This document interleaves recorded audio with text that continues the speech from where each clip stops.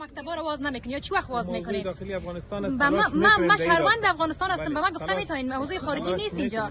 تلاش میکنید که اونجا رسیدگی صورت بگیره در صورتی که خدای نخواسته افغانا با یک بحران دیگر مواجه نشن. خب پس مکتبا رو باز میکنین؟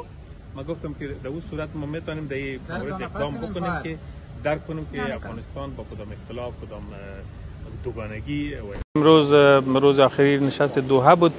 در 2 روزی که ما ششتیم که تمام کشورهایی که در حضور داشتن بحث‌های بسیار مثبت صورت گرفت.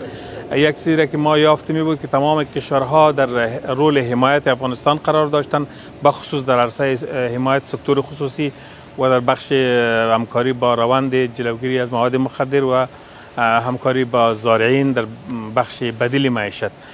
ایره ما درک کردیم که اکثر کشورها در حمایت افغان‌ها و همچنان در حمایت می 2 موضوع بودن و یک نشستی را مثبت تلقی کرده میتونه. بدون شک در هر دو صورت ما چیزی که خواست داشتیم آنها ایره پذیرفتن که باید با افغان‌ها در این موارد صحبت کنیم. 2 نکته بود ما بحث میکردیم، یکی که با سکتور خصوصی افغانستان حمایت صورت بگیره، دومی که مواد مخدر که مردم افغانستان علیش مبارزه میکنند در این راستا با افغان‌ها کمک صورت. د دې مجلس چې دا دلته وشو د دې اجنډا مخکې معلومه وه او هغه وه د خصوصي سکتور د حمایت او د مخدره موادو د مخنیوي په باره کې مرسته کول د نړیوال ټولنې د افغانستان سره.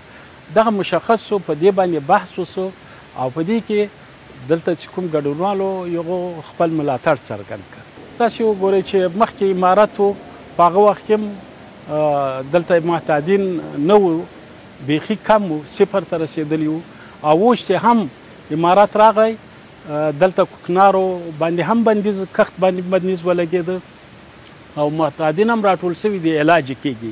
لکن په دې 20 کلن دوره کې چې دلته اشغال و 4 میلیونه معتادین پیدا شول. له دې نه واضح معلومیږي چې څوک لاس لري. هغه وه که موږ خو له خپله طرفه کښت بند کړی ده، که دوی بدیلو په راوړاندې شي بدیلي پروژو کې دهقانانو سره مرستې وکړي، د معتادینو علاج کې وکړي، نو موږ پوه شو چې ژمنتیا لري. که ویې نه کړه معلومه ده چې ژمنتیا نه لري.